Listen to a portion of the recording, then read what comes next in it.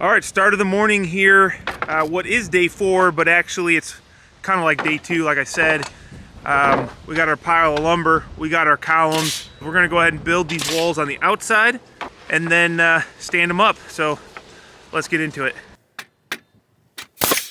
So these wall girts are all 2 foot on center, and that's because we are going to be using sheathing on this wall because we're gonna be installing smart side for our siding.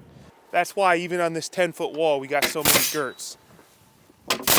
All right, so here we're building this wall on the outside of our concrete foundation because as you can see, there's a piece of machinery and a bunch of plumbing in our way. What we need to ensure is that we build it square so when we stand it, it's not all skewed. So first thing we do is, since we know our brackets are straight on a line, let's go off heel because we know that that's an exact measurement. And then we're just gonna use math to make sure it's square. 16-foot run, 10-foot rise. We're looking for 8, 10, 7/16.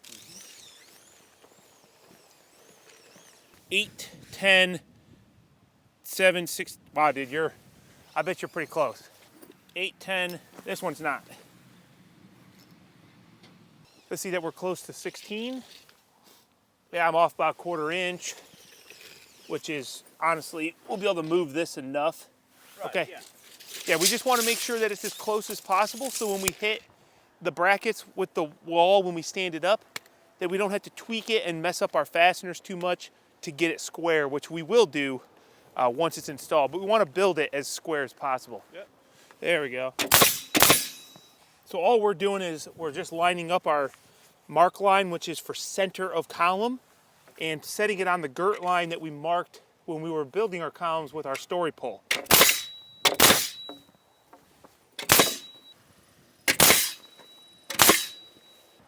This is how you get started in the morning, man. Moving around the wood. Lumber, you know? All right, another wall framed, ready to go up. This is how you get warmed up, man. Holy cow. I'm starting to get warm. I'm glad I did not put my bibs on. All right. That's all the wall framing for these 3 walls. And we can go ahead and stand them up.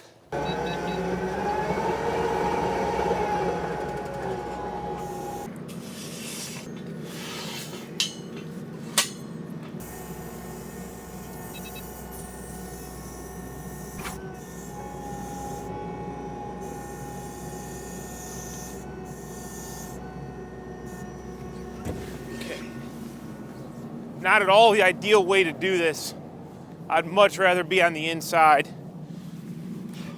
But that's what we're gonna have to do. Greg, grab a couple blocks. Yeah, to set on top of the bracket so that post doesn't keep falling back down in.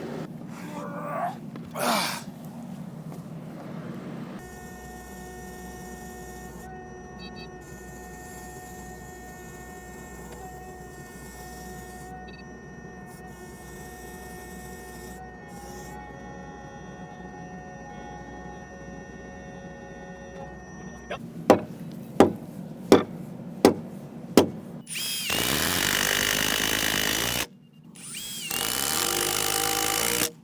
Now, whenever we hear that solid tone on this tech plate level, we know that we are good enough because it is so sensitive. And at 10 feet in the air, you can just move it, I mean, literally 1/8 of an inch, and it's gonna say it's not perfect and it's not gonna give you that tone. But that's actually okay because at this point, we just wanna get them as plumb as possible. And when we actually frame and later on get it straightened for sheathing, that's when we will make it as perfect as we can. All right, not that anybody's keeping track, but we started framing these walls at 8 o'clock and it's 9 o'clock. So ready to stand wall number 2.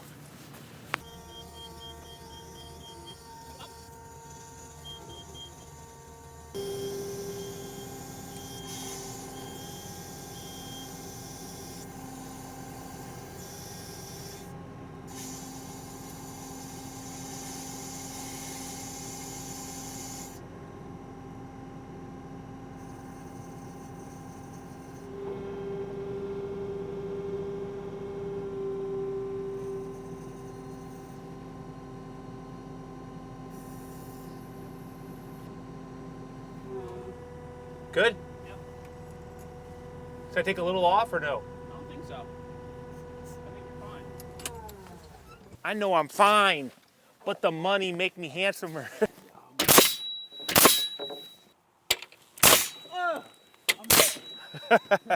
With what? That thing blasted me. The air? Yeah.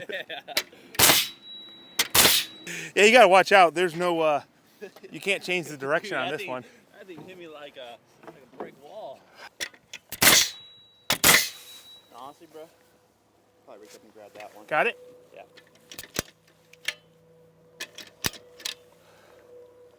You're out? No, I should be good. The last 2 nails, dude.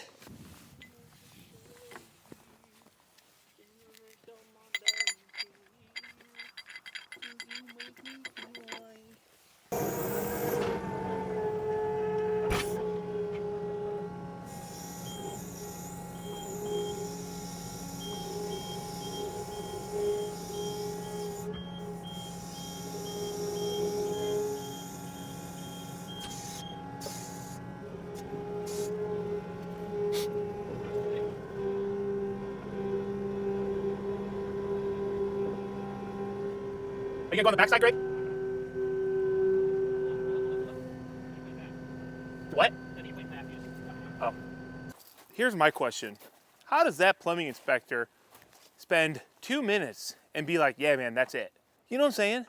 I feel like all they look for is like clean outs and layouts. I don't even know, dude.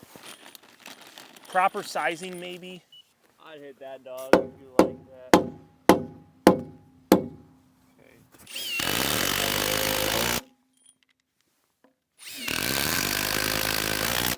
Look at this, man. We are moving. A couple hours in this morning, and we've got the big section. Actually, it's the wide section, the 32-foot wide section walls up, and we're now making our way here.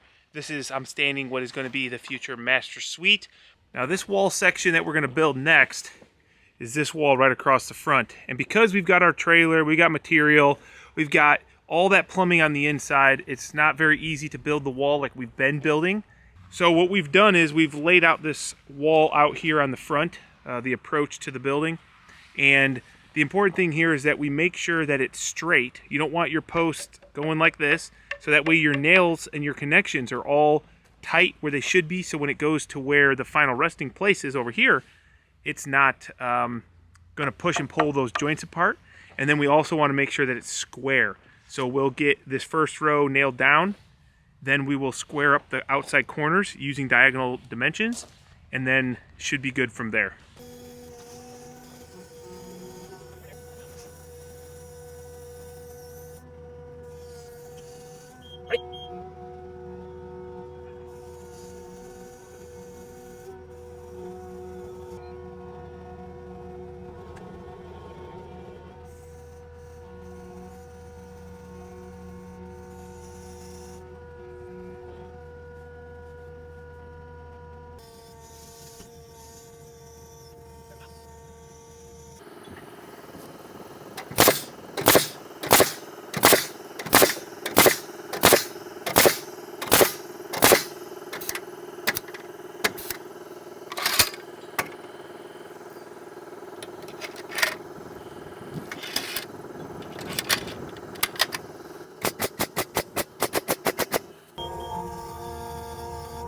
Yeah.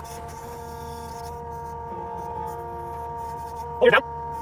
Take a little now. There. Come on, Mike. And pull over. Go. Down. There's a high, is there? Yeah, this. Probably. Probably. Salute the ones you love. Got it.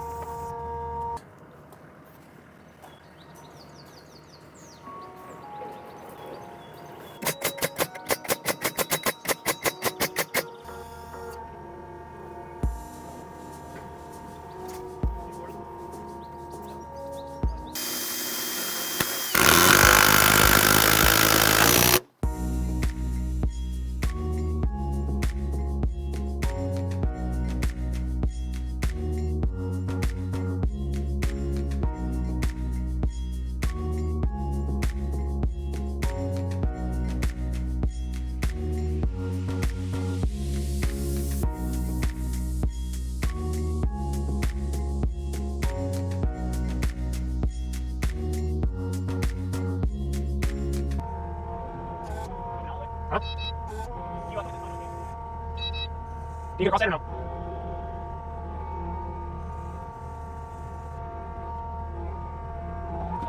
Wait, wait.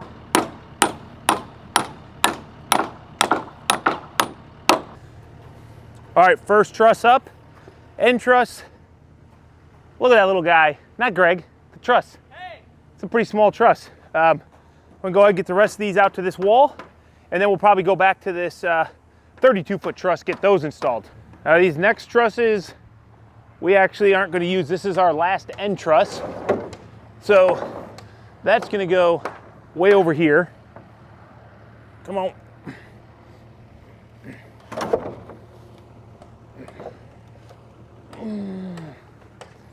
I don't know if I can take this. That's probably too heavy. We'll just set her here for now. And then these next three trusses are special. They have a 2x8 top cord, which is because we've got a overlay roof that's gonna go on here. So we're gonna be able to do a little bit of extra framing and still get the loadings that we want.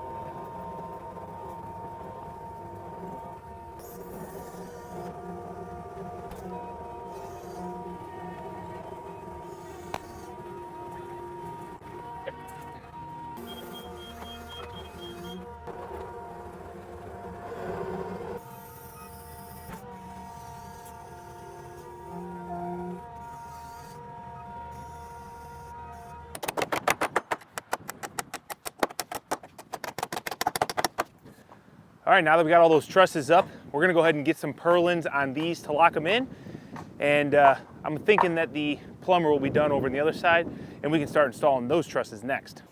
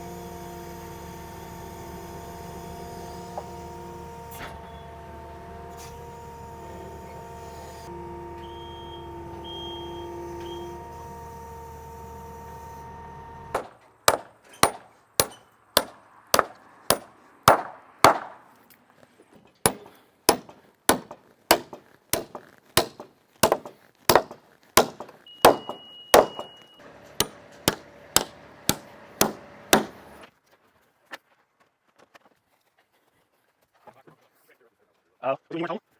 Let's see that, right? Yeah.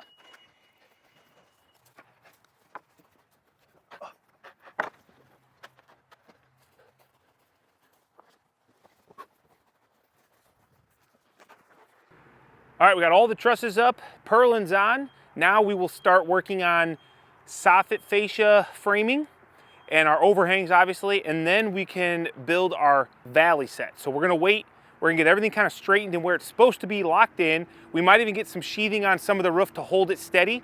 Then we will figure out exactly where that valley set is. We'll get that framed, and then we'll be able to finish our sheathing. So it's nice having this stage done though.